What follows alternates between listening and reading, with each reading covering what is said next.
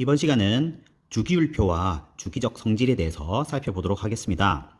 자, 현재 사용하고 있는 주기율표는 원소를 원자 번호 순서대로 나열하다가 성질이 비슷한 원소가 같은 세로줄에 오도록 배열한 것이에요. 자, 여기서 이제 같은 세로줄로 이렇게 만든 것이 성질이 비슷하다는 것이 아주 중요한 부분인데, 자, 어떻게 만들었는지를 한번 보겠습니다. 지금 여기에 원자 번호 순서대로 20번까지 이렇게 원소들을 한번 만들어 봤는데요. 자, 여기 있는 것 중에서 여기 지금 색깔이 이 원소들이 성질이라고 생각을 해 봅시다. 지금 그래서 수소, 리튬, 나트륨, 칼륨은 비슷한 성질인 거예요. 색깔이 지금 같게 나타냈죠. 자, 그리고 헬륨, 네온, 아르곤 비슷한 성질이고요. 자, 베릴륨, 마그네슘, 칼슘 이렇게 또 비슷한 성질이에요. 그러면 이렇게 됐을 때 얘네들을 이렇게 쭉 나열하다가 성질이 비슷한 것이 같은 세로줄에 오도록 어떻게 했냐? 우리가 글 쓰다가 갑자기 엔터 치는 것처럼 딱 끊어가지고 같은 줄에 오도록 이렇게 만든 거예요. 이렇게 만들었어요. 자, 그리고 또 쭉 하다가 같은 색깔이 오도록 잘라서 이렇게 붙인 거죠. 이렇게 붙이고 여기 또 이만큼 잘라서 이런 식으로 붙인 거예요. 자, 근데 지금 여기 보니까 헬륨은 얘네들이랑 비슷하죠. 그래서 이것도 여기를 떼서 얘랑 비슷하게. 자, 이런 식으로 배치한 것이 지금 만든 주기율표입니다. 자, 그게 이제 여기 밑에 나와 있는 요 주기율표의 모습이 이런 방법으로 만들어진 것이다 라고 생각을 하면 되겠습니다. 자, 그러면 여기에서 주기율표에서 가로줄을 주기라고 하고요. 자, 여기 보니 근데 여기 보니까 주기가 세로줄이 주기 아니에요 이렇게 하는 친구들이 있는데, 자, 여기서 가로줄이 주기라는 것은 어떤 의미냐면 이렇게 가로줄을 얘기하는 거예요. 자, 그래서 여기 이 줄에 있는 원소들을 일주기 원소라고 합니다. 일주기 원소에 뭐가 있냐면 수소, 헬륨 이렇게 두 가지가 있죠. 자, 그럼 요렇게는 이쪽 줄은 2주기 원소 이렇게 이야기를 하면 되겠죠. 2주기 원소에는 몇 개가 있나요? 리튬부터 네온까지 세보면 8가지가 있다는 것을 알 수 있습니다. 자, 요렇게 가로줄 3주기 원소들이죠. 자, 여기도 8가지가 있습니다. 자, 이런 식으로 해서 몇 주기까지 있냐? 지금 여기 7주기까지 있다는 것을 확인할 수가 있죠. 자, 그리고 세로줄은 족이라고 합니다. 세로줄은 족. 그래서 1쪽부터 18쪽까지 있습니다. 1쪽부터 18쪽까지 있어요. 자, 그런데 여기서 중요한 부분이 있습니다. 같은 족 원소들은 화학적 성질이 비슷해요. 자, 주기율표 만들 때 같은 세로줄 원소들이 화학적 성질이 비슷하도록 그렇게 만든 거죠. 자, 여기서 족이라고 하는 것은 영어로는 그룹이에요. 같은 그룹, 비슷한 녀석들이 같은 그룹을 이루고 있다. 이렇게 생각하면 되겠고, 지금 요 주기율표에서는 자, 이렇게 같은 세로줄이다.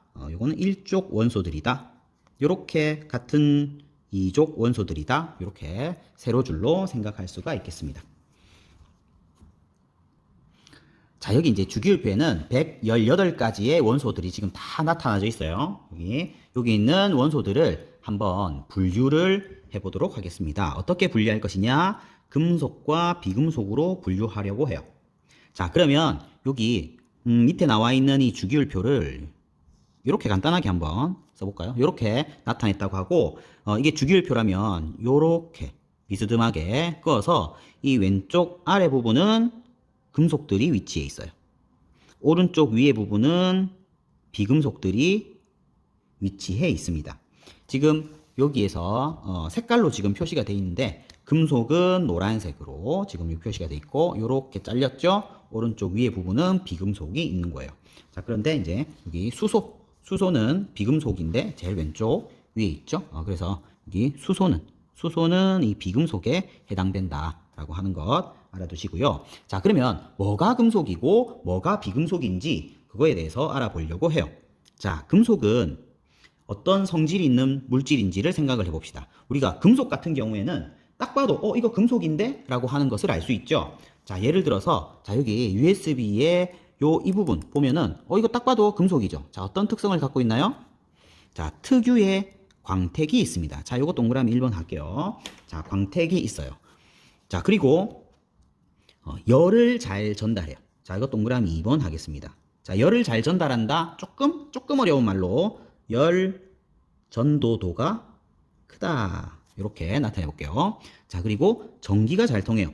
금속은 전기가 잘 통해. 전기가 잘 통한다. 요것도 조금 어려운 말로 전기 전도성이 있다. 이렇게 생각할 수 있겠죠. 자, 그리고 또 어떤 특성이 있냐? 금속은 이렇게 그냥 힘을 가했을 때 부르륵 부서지는 그런 성질이 있지 않고 모양이 잘 변하죠. 그래서 특히 얇게 펴지는 성질이 있다. 자, 동그라미 4번 할게요. 자, 이 얇게 펴지는 성질은 여러분들이 철판 같은 거 생각하면 좀 쉬울 것 같아요. 철판처럼 철을 납작하게 만들어낼 수 있다. 이렇게 생각하면 좋을 것 같습니다. 자, 그리고 금속은 대부분 고체 상태예요. 대부분 고체 상태고 딱 하나 수음만 액체로 존재하게 됩니다. 상온에서. 자, 그리고 이제 비금속을 살펴보도록 하겠습니다. 자, 비금속은 이 금속과는 달리 열을 잘 전달하지 못해요. 열 전도도가 낮고요. 전기가 잘 통하지 않습니다. 전기 전도성이 없다. 이렇게 생각할 수 있겠고요. 그 다음에 실온에서 비금속은 기체 아니면 고체로 존재하는데 딱 브로민만 액체로 존재하게 됩니다. 자, 그러면 금속 중에서도 딱 하나 수음만 액체, 비금속 중에서도 브로민만 액체니까 자, 여기 지금 주기율표에서 액체를 이렇게 빨간색으로 표시하고 있는데요. 빨간색인 거 찾아볼까요? 자, 이렇게 브로민, 수은 이렇게 딱 두 가지만 빨간색 액체로 존재하는 원소라는 것을 알 수 있습니다. 자, 그러면 지금 이 주기율표 귀퉁이 네 군데에 네 가지 원소에 대해서 조금 더 설명이 나와 있는데 요거를 살펴보도록 하겠습니다. 자, 여기 질소가 있네요. 질소가 어디 있냐면 지금 여기에 있습니다. 자, 질소는 몇 주기인가요? 1주기, 2주기. 2주기 원소죠. 2주기 원소의 몇 족 원소인가요? 15족 원소다. 이렇게 표시할 수가 있겠습니다. 자, 질소는 여러분들 여기 어떤 과자 같은 거 사 먹으면 안에 질소가 들어있다는 거 들어본 적 있죠? 자, 질소가 들어있는데 과자를 상하게 하면 안 되겠죠. 그래서 반응성이 작다는 성질이 있어요. 자, 그래서 주로 포장용 충전 기체로 많이 이용하고 있죠. 자, 이 밑에 알루미늄. 자, 알루미늄이 지금 여기에 있습니다. 자, 이게 지금 몇 주기냐? 1주기, 2주기, 3주기. 알루미늄은 3주기 원소다. 자, 그리고 몇 족 원소인가요? 13족 원소에 해당하죠. 3주기 13족 원소는 알루미늄이 되는 거예요. 자, 알루미늄은 어떤 성질이 있냐? 매우 가벼운 금속이에요. 자, 그래서 요 경우에는 창틀에 많이 이용돼요. 가벼워서 쓴다기보다는 이게 녹이 잘 안 쓰는 성질이 있죠. 그래서 알루미늄 창틀에 많이 이용하고요. 자, 그리고 요 왼쪽에는 수소와 마그네슘이 나와 있네요. 자, 수소는 1주기 1족 원소입니다. 그렇죠? 1주기 1족 원소다. 자, 그리고 요거는 이제 앞 단원에서 나오는 내용인데 우주에서 가장 풍부한 원소고요. 그다음에 연료 전지의 연료로 이용된다. 수소 요즘 최근에 굉장히 많이 이용하고 있는 에너지 자원이 되겠습니다. 자, 그다음에 마그네슘은 이제 몇 쪽인지 파악할 수 있나요? 자, 마그네슘은 3주기 2족 원소입니다. 3주기 2족 원소고요. 연소할 때 굉장히 밝은 빛을 내는 성질이 있고 불꽃놀이 할 때 사용하기도 합니다. 자, 이 주기율표에서 자, 1족 원소들 있죠. 자, 1족 원소들 중에서 수소는 금속이 아니라서 수소 나머지 이 금속들 있죠. 요 금속들을 뭐라고 하냐면 알칼리 금속이라고 해요. 얘네들은 비슷한 성질을 갖고 있어요. 자, 세로줄들은 다 대체적으로 비슷한 성질을 갖고 있고, 자, 여기 17족 원소들 있죠. 17족 원소들. 이 원소들은 할로젠 원소라고 합니다. 자, 이 두 가지를 뒷장에서 이제 살펴볼 거고요. 그리고 아울러서 여기 지금 헬륨, 네온, 아르곤 여기 있는 이런 원소들 있죠. 이런 원소들은 다음 단원에서 배우게 될 건데 비활성 기체라고 해요. 비활성이라는 얘기, 활성을 하지 않는다. 활성이 없다. 반응을 안 하는 건데 왜 반응을 안 하냐? 결합 자체, 화학 결합 자체를 하지 않기 때문에 그렇습니다. 자, 이 내용에 대해서는 뒷단원에 가서 다시 한번 살펴보도록 할게요. 자, 알칼리 금속과 할로젠 원소가 어떤 성질을 갖고 있는지 살펴보도록 하겠습니다. 자, 방금 이야기한 바와 같이 주기율표에서 1쪽에서 수소를 제외한 리튬, 나트륨, 칼륨 이런 것들을 알칼리 금속이라고 하는데 같은 쪽이니까 공통적인 성질이 있겠죠? 어떤 성질이 있는지를 알아보려고 해요. 자, 그래서 지금 여기 실험이 있는데 자, 여러분들이랑 같이 실험을 한번 해보면 참 좋을 것 같은데 사실 이 실험은 굉장히 위험합니다. 그래서 쌤도 이 실험 하다가 한번 화상을 입은 적이 있어서 이 실험을 하지는 못하겠고요. 이 내용에 대해서 선생님이 자세하게 설명을 해보도록 하겠습니다. 자, 알칼리 금속, 이 리튬, 나트륨, 칼륨을 이용해서 어떤 실험을 할 거냐면 일단 물기가 없는 유리판을 사용할 거예요. 왜 물기가 없는지는 조금 이따가 살펴보도록 할게요. 왜 물기가 없어야 되는지는 좀 이따가 살펴보겠습니다. 자, 리튬을 올려놓고 리튬이 알칼리 금속이에요. 자, 금속인데 칼로 자른대요. 여러분들 금속인데 칼로 자를 수 있겠습니까? 금속인데 칼로 자를 수 있겠어요? 잘 이해가 안 갈 수도 있을 것 같아요. 자, 단단한 정도와 단면의 색깔을 관찰한다 했는데 여기 그림에 잘 나와 있습니다. 자, 지금 이게 리튬이라고 지금 되어 있는데 리튬 알칼리 금속이에요. 자, 금속은 아까 첫 번째 성질이 뭐가 있었나요?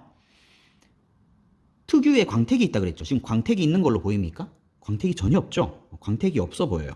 자, 그랬는데 칼로 자른다 했습니다. 칼로 잘라질까요? 지금 여기 커터 칼이 지금 있는데 이 커터 칼로 지금 자르고 있는 모습이 지금 나왔죠. 이게 생각보다 잘 잘립니다. 숭통 잘립니다. 이 잘렸을 때 이 모양, 이 색깔을 보세요. 여기 보면은 색깔이 이거는 금속 같죠? 은백색 금속 광택이 나타나게 됩니다. 자, 그런데 사실 이 금속 광택은 금방 사라져 버려요. 금방 사라짐. 금방 사라진다는 것은 왜 사라졌을까? 공기 중에 노출됐기 때문에. 공기 중에 어떤 물질과 쉽게 반응하게 되는데 어떤 물질일까요? 사실 공기에는 질소가 78%, 산소가 21%예요. 앞에서 이야기했었죠? 자, 그래서 공기 중에 질소는 아까 반응을 안 한다고 했습니다. 자, 그러니까 지금 누구랑 반응할 것이냐? 산소와 매우 빠르게 반응하게 되는 거예요.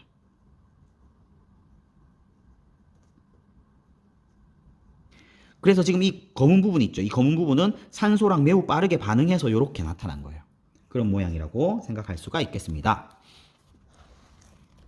자, 그러면 그 다음 내용.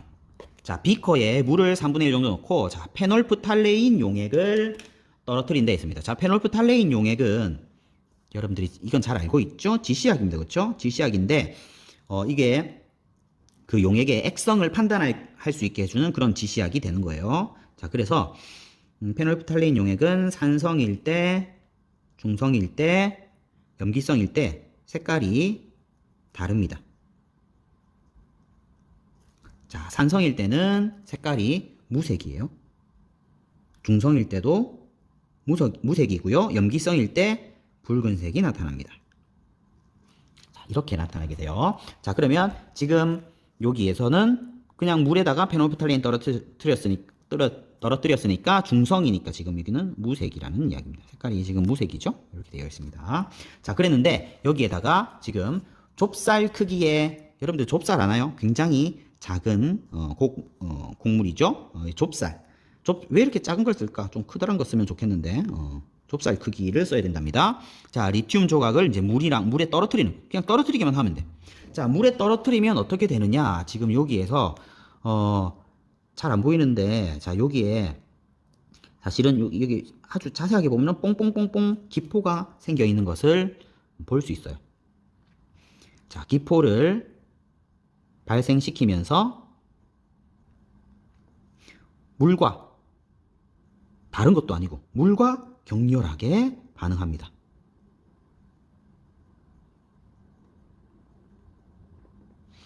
너무 격렬하게 반응해서 위험한 거예요. 그러니까 좁쌀 크기만한 것을 써야 됩니다. 너무 큰 걸 사용하게 되면 실험실이 폭발할 수도 있어요. 그래서 이제 굉장히 위험하다는 게 바로 이것 때문에 그런 거고요. 선생님이 이 실험하다가 화상을 입은 적이 있습니다.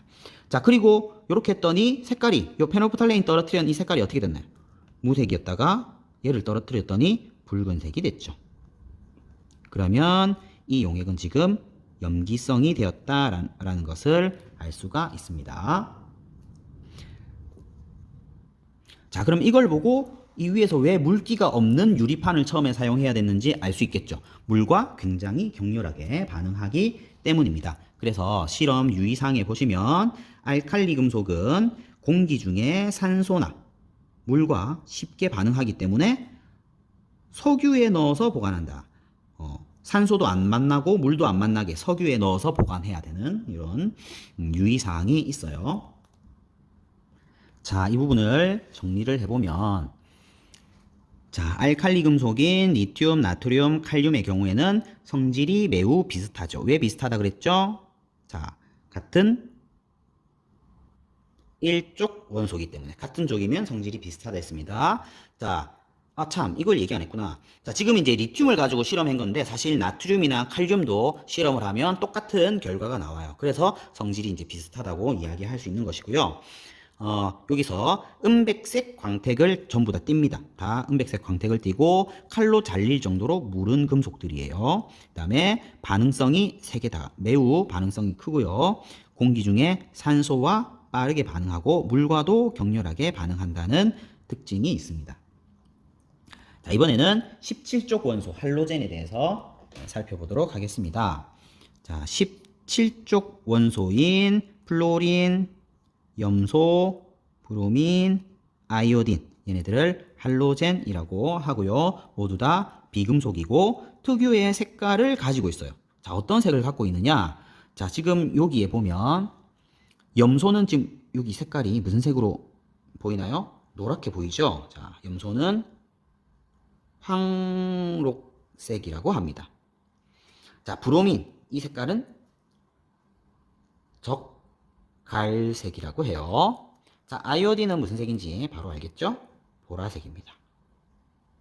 자, 이런 색깔을 가지고 있습니다. 자, 그리고 이 할로젠들 상태가 좀 다 다른데 이것도 좀 특징적인 게 있어요. 자, 플로린과 염소는 기체예요. 지금 여기 보이는 이 부분에서 이 염소는 기체에 해당합니다. 자, 그리고 브로민은 아까 이야기했죠. 브로민은 액체입니다. 이거 액체. 액체고요. 그 다음에 아이오딘은 여기 보면 똥똥똥똥 이렇게 덩어리져 있죠. 고체입니다. 고체. 이렇게 상태가 다르고 할로젠도 굉장히 위험한 물질이에요. 반응성이 매우 큽니다. 반응성이 크다는 것은 그만큼 위험하다고 할 수 있겠습니다. 그래서 다른 원소들과 굉장히 잘 반응하고, 자, 어떻게 반응하는지 예시가 하나 나와 있는데, 염소는 나트륨과 격렬하게 반응해서 흰색 고체인 염화 나트륨을 생성합니다. 자, 염화 나트륨이 뭐죠? 소금이죠. 소금 색깔 하얀색. 그런 소금을 만들어낼 수가 있는데, 자, 요게 염소만 그런 것이 아니고요. 여기에 아무거나 집어넣어도 됩니다. 브로민은 나트륨과 격렬하게 반응하여 흰색 고체인 브로민화 나트륨을 생성한다. 이렇게 해도 말이 돼요. 아이오딘도 써도 돼요. 아이오딘은 나트륨과 격렬하게 반응하여 흰색 고체인 아이오딘화 나트륨을 생성한다. 자, 이렇게 공통적인 성질을 갖고 있는 거죠. 할로젠들 17족 원소들 같은 족이라서 비슷한 화학적인 반응을 하게 된다. 이렇게 볼 수 있겠습니다. 자, 이 다음에는 이 알칼리 금속과 할로젠이 우리 일상생활 속에서 어떻게 쓰여지고 있는지에 대한 내용인데요. 자, 지금 휴대전화 배터리에는 주로 우리 리튬을 이용한 배터리 많이 사용하고 있죠. 터널 안의 조명은 나트륨 등을 많이 사용합니다. 노란색으로 보이고요. 비료, 다양한 종류의 비료가 있겠지만 지금은 여기에 칼륨이 들어있는 비료를 이야기하는 것이고, 충치 예방용 치약 안에는 플로린이 들어있습니다. 옛날에는 이제 불소라는 이름으로 이야기를 했었어요. 플로린. 그 다음에 수영장에 염소 소독한다는 얘기 들어본 적 있을 거예요. 염소로 소독하고요. 상처 소독약이 주로 이제 포비돈이라고 하는 요 물질 안에는 아이오딘이 들어있습니다. 자, 이 앞에서 배운 부분 중에 제일 중요한 것이 뭐냐면 이 원소들이 주기적 성질이 나타난다는 것인데, 아까 그 색깔, 원소들을 쭉 나열했을 때 비슷한 색깔이 띄엄띄엄 이렇게 나타난다는 거, 같은 비슷한 화학적 성질이 띄엄띄엄 주기성을 가지고 나타난다는 것인데 왜 그런 일이 나타나는지를 살펴보려고 해요. 자, 일단 그거를 하기 위해서는 원자라고 하는 것이 어떻게 구성되어 있는지를 알아야 되겠습니다. 원자는 원자 핵과 전자로 이루어져 있습니다. 자, 지금 여기 그림에 이게 원자인데요. 원자 안에는 원자 핵이 들어있고요. 원자 핵과 주변의 전자들 이렇게 구성이 되어 있습니다. 그런데 이 원자 핵을 또 크게 살펴보면 양성자와 중성자를 가지고 있습니다. 원자 핵은 양성자와 중성자로 이루어져 있다. 이렇게 볼 수 있고요. 원자는 양성자와 전자의 수가 같아요. 양성자는 플러스를 띠고 있고 전자는 마이너스를 띠는데 이 수가 같으면 플러스도 마이너스도 아닌 상태가 되는 거죠. 그런 것을 우리는 전기적 중성이라고 이야기합니다. 그래서 원자는 전기적 중성이다. 이렇게 이야기할 수 있어요. 자, 그리고 양성자 수는 원자마다 달라요. 이건 알죠? 앞에서 얘기했습니다. 양성자 수가 곧 뭐다? 원자 번호다. 양성자의 수가 원자 번호와 같다. 이렇게 이야기할 수 있습니다. 그런데 이런 원자를 여러 과학자들이 원자가 어떻게 생겼는지를 막 밝혀내려고 노력을 많이 했어요. 그 중에서 우리는 오늘 보어라고 하는 이 과학자에 대해서 조금 이 보어라는 과학자가 생각한 원자 모형에 대해서 살펴보려고 하는데요. 자, 보어는 원자를 이렇게 생각했어요. 원자 핵 주위에 전자가 특정한 에너지 준위의 궤도를 따라 운동한다. 전자가 아무 때나 있는 것이 아니라 특정한 에너지 준위의 궤도를 따라 운동하고 있다. 그 궤도를 전자껍질이라고 이야기했습니다. 전자껍질이다. 그러니까 원자 안에 있는 전자는 전자껍질에 있다. 이렇게 생각을 할 수가 있겠죠. 자, 그리고 이 전자껍질은 이 전자가 원자 핵에서 가까운 전자껍질부터 차례대로 배치된다. 라고 생각을 했고요. 이때 요거 이제 이 전자 배치될 때 유의점입니다. 각 전자 껍질에 최대로 배치될 수 있는 전자의 수가 정해져 있다. 어떻게 정해져 있는지 여러분들 알면 좋겠습니다. 어떻게 정해져 있느냐? 2, 8, 8이라는 이 숫자를 여러분들이 기억을 하고 있으면 좋겠어요. 자, 이게 어떤 뜻이냐? 가장 안쪽 전자 껍질에는 전자가 최대 2개, 그 다음 전자 껍질에는 최대 8개, 그 다음 전자 껍질에는 또 최대 8개 이렇게 배치된다. 이렇게 생각을 하면 되겠어요. 자, 그러면 여기 예시 3가지가 있는데, 자, 수소는 원자 번호 1번이에요. 원자 번호 1번이니까 양성자의 수도 1이죠. 똑같아요. 똑같아요. 자, 그리고 원자의 경우에는 정기적으로 중성이니까 양성자의 수나 전자의 수나 또 똑같죠. 그러니까 수소는 전자가 하나예요. 자, 지금 1 플러스라고 되어 있는 거 양성자 하나라는 이야기입니다. 자, 양성자 하나에 전자 하나니까 가장 안쪽 전자 껍질에 하나 들어가면 되겠죠.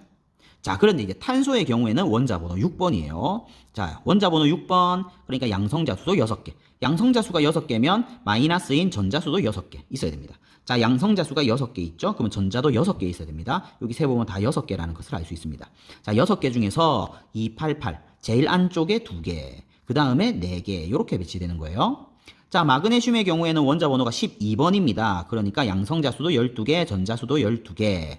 자, 그러면 여기 12 플러스 양성자 수가 12개가 있다는 이야기입니다. 자, 12개의 전자를 배치해야 되는데 가장 안쪽 전자 껍질에는 2개, 그 다음에는 8개 하면 지금까지 10개 됐죠? 그 다음 2개 배치하면 총 12개를 288이 넘지 않도록 배치할 수가 있는 것입니다. 자, 이런 방식으로 전자를 배치해서 18번 아르곤까지 여기 미리 다 교과서에서 배치가 되어 있네요. 그렇죠? 자, 그러면 이것을 여러분들이 잘 살펴보고 이 밑에 있는 요 3가지 문제를 한번 해결해 봅시다. 자, 일단 같은 주기라는 것은 그러니까 가로줄을 생각해 보면 됩니다. 가로줄 이 원소들은 전자 배치에 어떤 공통점이 있겠느냐? 자, 수소랑 헬륨은 다른 애들에 비해서 어떻습니까? 전자 껍질이 하나죠. 자, 여기 있는 이 2주기 원소들은 1주기랑 3주기랑 다르게 어떻습니까? 전자 껍질이 2개죠. 3주기는 전자 껍질이 3개죠. 자, 그래서 같은 주기 원소들은 전자 배치에 어떤 공통점이 있냐? 전자 껍질 수가 같다. 이렇게 나타낼 수 있겠죠. 자, 이번에는 세로줄로 가봅시다. 자, 세로줄은 우리가 같은 족이라고 하죠.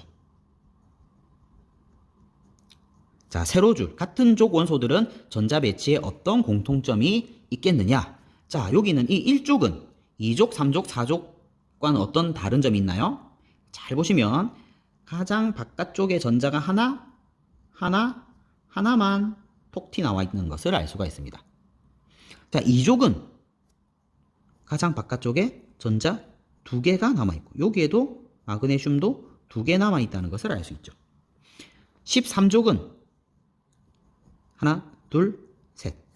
하나, 둘, 셋. 요런 공통점이 있어요. 다른 걸 해봐도 다 되는데 딱 하나, 지금 이 18쪽의 경우에는 이게 그렇게 안 됩니다. 여기는 2개고 여기는 8개, 8개거든요. 그래서 18쪽은 제외하고, 자, 18쪽 제외하고 다른 1쪽부터 17쪽까지 가장 바깥 전자 껍질에 들어있는 전자 수가 같다. 이렇게 나타내 볼 수 있겠습니다. 자, 그럼 이제 세 번째 문제 한번 풀어보겠습니다. 같은 족 원소들이 비슷한 화학적 성질을 나타내는 까닭. 자, 같은 족은 비슷한 화학적 성질 앞에서 이야기했었죠. 자, 근데 방금 보니까 같은 족은 가장 바깥 전자 껍질에 들어있는 전자 수가 같아요. 자, 가장 바깥 전자 껍질에 들어있는 전자 수가 같은데 화학적 성질도 비슷하다. 그 말은 가장 바깥 전자 껍질에 들어있는 전자 수가 화학적 성질에 영향을 준다는 것을 알 수가 있는 거죠. 자, 그래서 가장 바깥 전자 껍질에 들어있는 전자, 요게 굉장히 중요하다는 것입니다. 이게 매우 중요하다. 어느 정도로 중요하냐?